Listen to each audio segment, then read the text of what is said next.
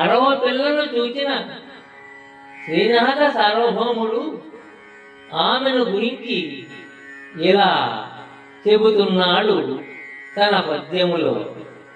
మేట కరిపిల్ల కోరున్న మేక పిల్ల, మేట కరిపిల్ల కోరున్న మేక పిల్ల, పారుబోతు తనంబున పంది పిల్ల, పారుబోతు తనంబున పంది పిల్ల, ఎల్ల పనులను చెరుపంగా పిల్లి పిల్ల, ఎల్ల పనులను చెరుపంగా పిల్లి పిల్ల, అందమున కోతి పిల్ల ఈ అరవ పిల్ల.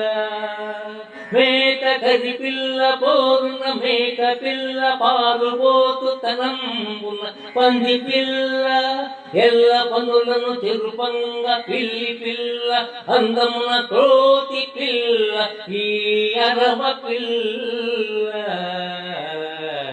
ఈ అరవ పిల్ల.